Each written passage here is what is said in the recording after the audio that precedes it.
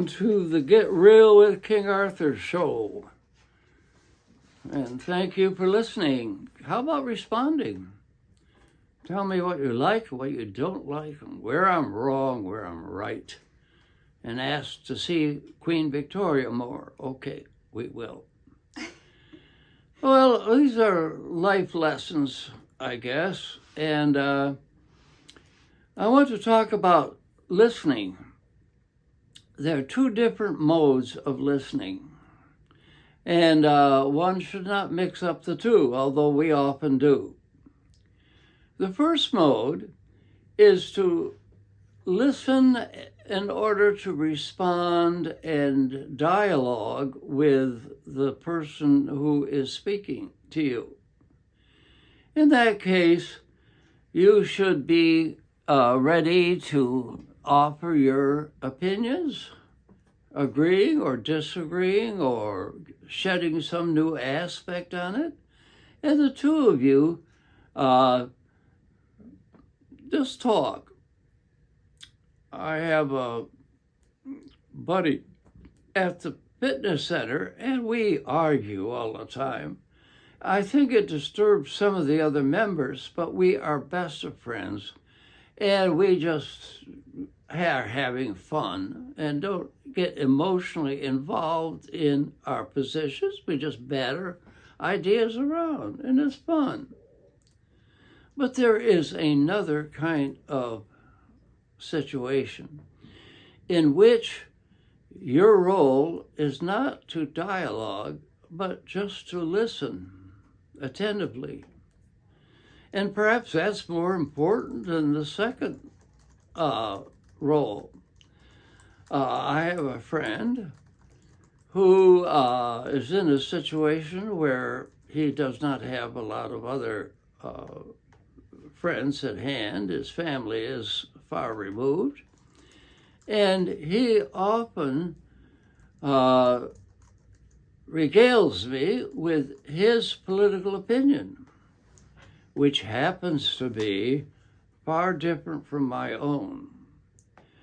Now, he is not really after my opinion, but wants to get off his chest his own opinion. And my role is not to dialogue.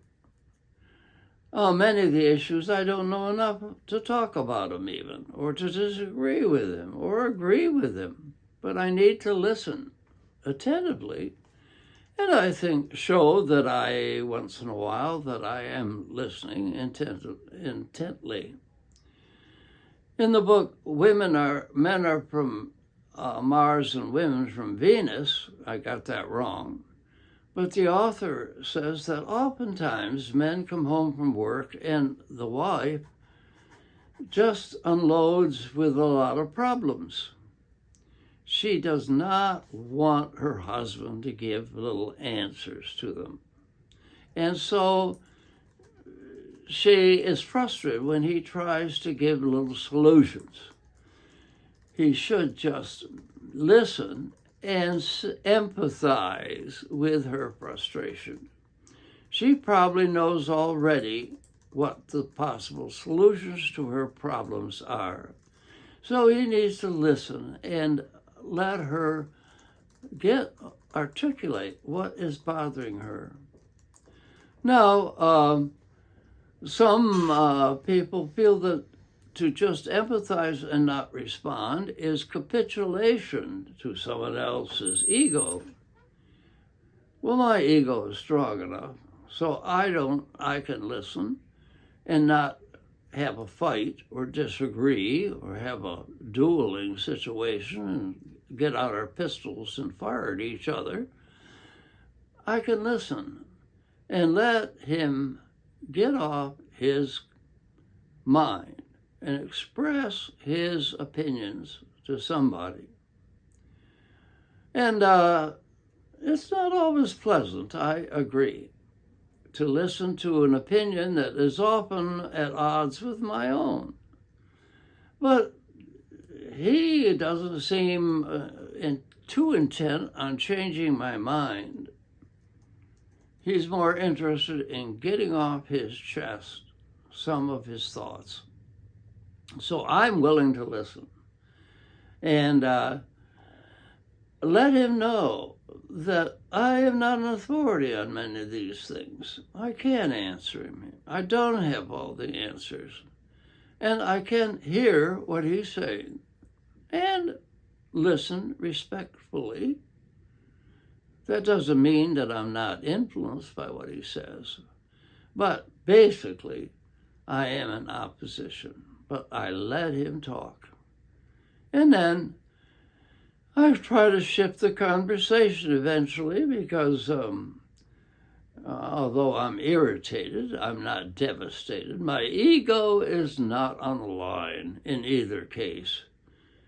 And so in my talk with my dear friend Wayne, we batter back and forth on ideas, and we just disagree often or agree and have fun exploring our own ideas as opposed to our companions. We're not enemies, we're companions.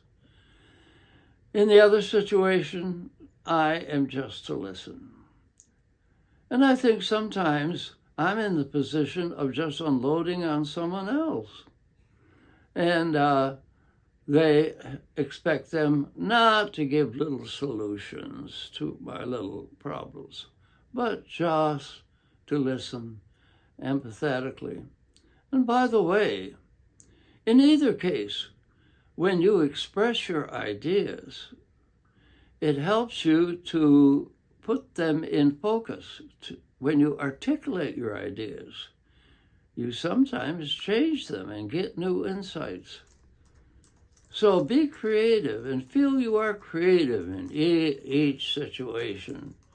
Forget your ego. I like the song that says, with salvation's walls surrounded, I can smile at all my foes. I don't need to be defensive all the time.